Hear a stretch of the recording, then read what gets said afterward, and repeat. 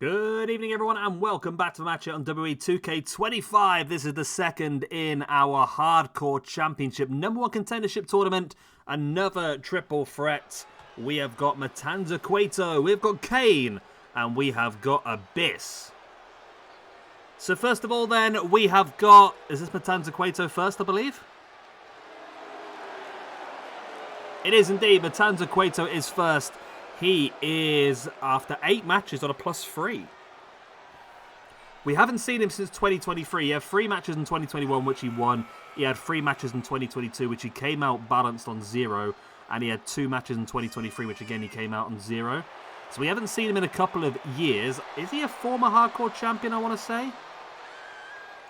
Savaganda. He is. Matanza Cueto is a former hardcore champion. As is... Abyss as well, yes. Abyss was actually the one to defeat Matanza Cueto to win the championship. Okay. So yeah, Matanza Cueto not doing too badly actually in the grand scheme of things then. Also looking at the ranking system, we have got the big red machine, Kane. Kane is someone who is doing terribly. He's -7 after 35 matches. He's actually in the bottom... He's 13th from the bottom of the rankings, and that includes all the random jobbers that are not real people.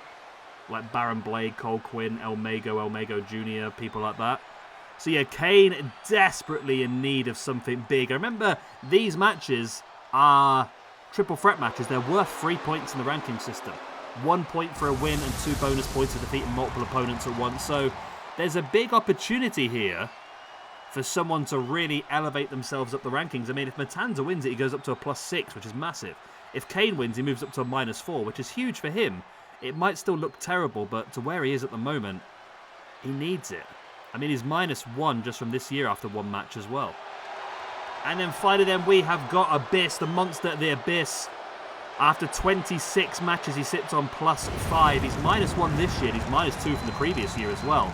The majority of his good fortune came back in 2021 in the very first year we did it. Of course, like I said, he is a former SWE Hardcore Champion as well. So without further ado, let's get into the action. Like I said, big bonuses for the winner, +3 in the ranking system, which is exactly what is needed for Kane, definitely. But, oh my god, Matanza's tiny. So if you don't know, Matanza Cueto was played back in Lucha Underground by Jeff Cobb. Otherwise known as JC Mateo, whatever his bloody name is these days. This was back when he was still very much in his prime. I do think now, and people are going to think I'm just saying this because I'm bitter with WWE or whatever it is, but no. Jeff Cobb is not now what he was back then. But I think that's the same for a lot of these guys that have left the independent scene to come to WWE. They're a watered-down version of their older self, and what Jeff Cobb was like in this iteration was incredible. Not to take away from how good he is now, as much as the fans don't seem to like him at all. But yeah, Jeff Cobb was an absolute monster. Had some fantastic matches against the likes of Penta and people like that as well. And he really was a dominant force, which obviously Dario Cueto used to bring out his monster. It was his brother, wasn't it, I think? I need to watch him. I did find him again recently. I found the Lucha Underground. I think I shared it on our Discord. There was a website that had all the Lucha Underground episodes on.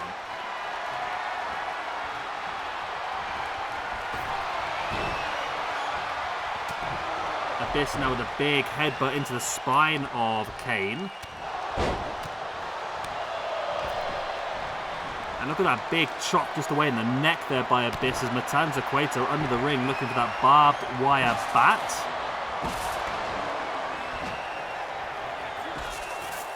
Looking to swing the bat once again. Kane with the back rake. And Abyss now sending Matanza Cueto off the ropes, hit with a big boot. Abyss now rolled through by Kane.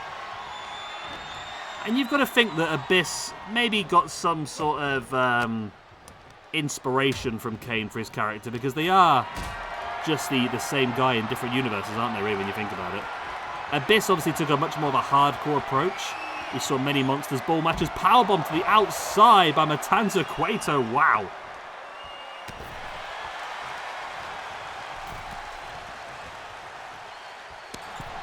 Kane now wrenching back at the arm. And a big boot taking down Matanza Cueto.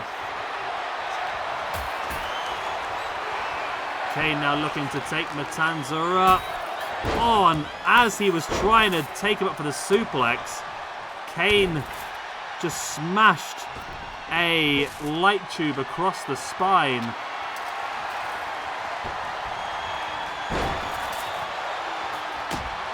Abyss now sending a kendo stick across the head of Kane and snapping it again.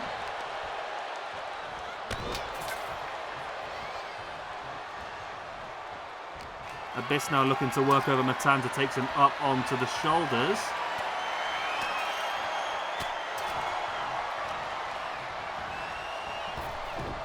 Matanza, nice belly to belly on Abyss. Sprung him off the ropes and used that momentum to help.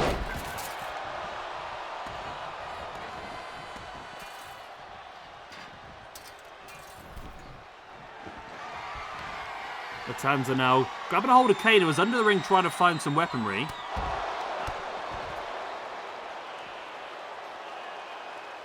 Abyss now brings Kane back up to the standing base, up on the shoulders. Is he thinking, yeah, the shock treatment, torture rack, backbreaker, that's the one. Abyss sending Matanza Cueto straight in to the ring steps. And look at Kane with a cheeky roll-up. He really needs that. He needs just the easy win, doesn't he, Kane? Kane just needs the points. I mean, think about it, Kane's on -7, right? If he gets a win here today, he moves up to a -4. Then he moves into a fatal 4-way elimination match. If he wins that, he's guaranteed at least 2 points because you have to pin the last person, which will get a point for the elimination. So he'd move up to at least a -2. Potentially, he could get even more eliminations. And if he moves on then defeats Terry Funk in another Fatal 4 match, I mean, if Kane has a fantastic week, which is not impossible but unlikely, but if Kane has a fantastic week, there's an opportunity that he could force his way into the positives after starting the week on a -7. I don't think it's going to happen because it involves a hell of a lot of things to go Kane's way, but stranger things have happened. They really have. Nice sidewalk slam.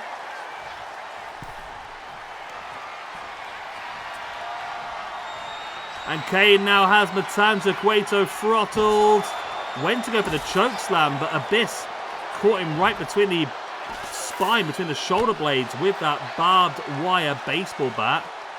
And now Kane choking Abyss down to the ground. And now Kane is stalking Abyss. If he can hit the choke slam here, Matanza Cueto still down. He's stirring now, the Matanza.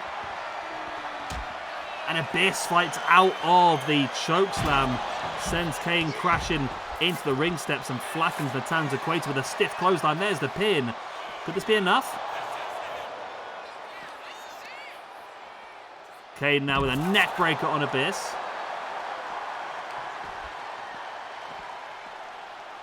Kane now choking the grounded Abyss as well.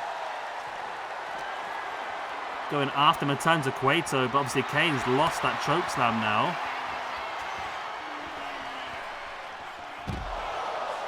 And there is the Tour of the Islands from Matanza Cueto. Abyss is completely out of the way. He's got the ring still. Oh my god, Abyss almost messed it up, but luckily for him, Kane had just enough in the locker to kick out. Kane now sends Abyss crashing into the apron. Matanza with that bulldog. I think he was trying to bulldog him onto the barbed wire baseball bat. Instead, it didn't get his head, but it did get his midriff, which is still bloody painful. This was like a spear / takedown there by Matanza on Abyss. Now dropping a forearm right across the chest.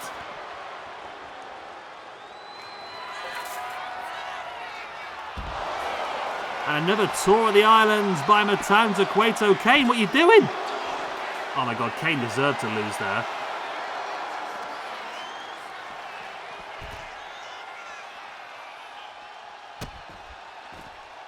Matanza now with the boot in the gut of Kane, another big one as well. And Matanza now is going to hit it again. This is a big chance. Matanza Cueto hits the big maneuver on Abyss. Kane is down and out. Kane slowly stirring. Oh, Abyss was able to kick out just in time.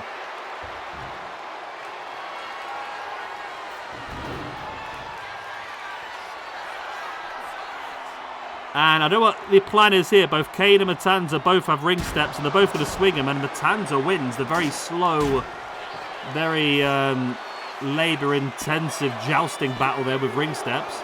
Still only a 2 count though, it was bloody close.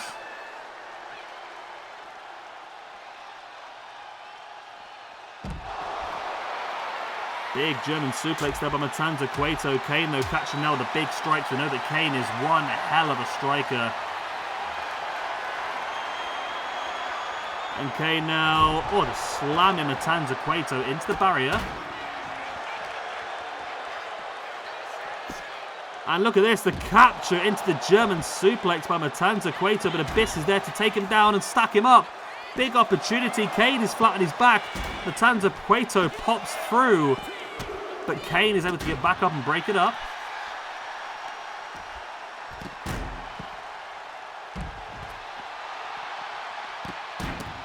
Not sure what Matanza went through there, but he completely crashed. There is the clothesline right into the back.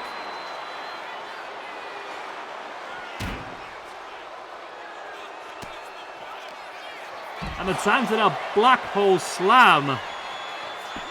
Kane looks rocked. I don't think he's quite with it. He finally does break it up.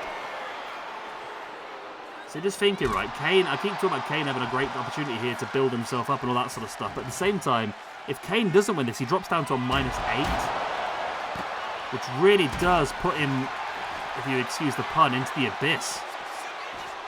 -8 literally is bottom like 6 or 7 in the entire ranking system. There's only 2 real people that sit below -8 at the moment, and that is Dominik Dijakovic, or Dominik Dijak, who's on -9 after 11 matches, and then you've also got Jack Gallagher, who's on -11 after 15 matches.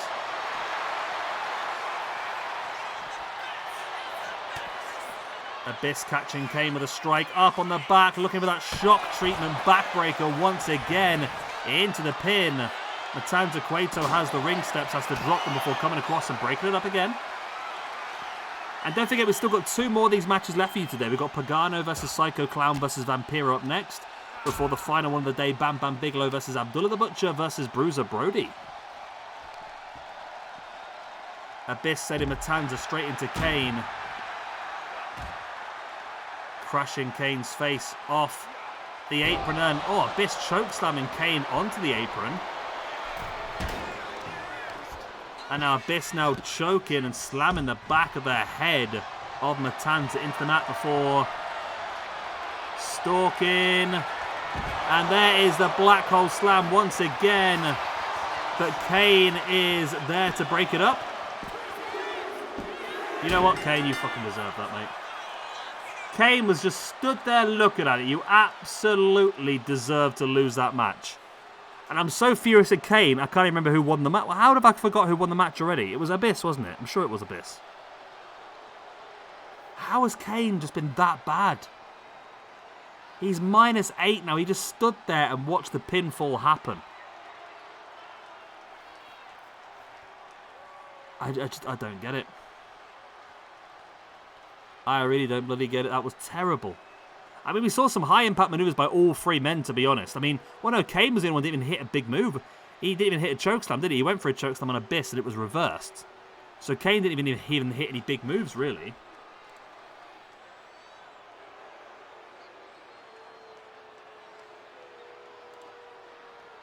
I mean, look at this big slam there by Matanza Cueto. Was it enough? Even though Abyss never would have got there to break it up. And there was that first big black hole slam by Abyss, but this time Kane was there to break it up. And this was the one, yeah, Abyss going for the pin. Look at Kane, just stood there looking at it. He was too busy taunting and just didn't even bother breaking it up. He's just, it's idiotic. And he gets exactly what he deserves then, Kane. Another loss, his 2nd loss in 2 matches this year, moves him down to a -8 overall. Absolutely shocking. Abyss with this win is going to move up to a +8 after 27 matches. Huge win for him. And Matanza Cueto, with that loss, moves down to a +2 after 9 matches. Still pretty good for him, to be honest. But it is Abyss then who will be joining Raven next week in the semi-finals. Abyss and Raven are the first 2 in there. Like I said, 2 more names to add to that today. Next up, Pagano versus Psycho Clown versus Vampiro. before the last on the day, Bam Bam Bigelow, Abdullah the Butcher, and Bruiser Brody.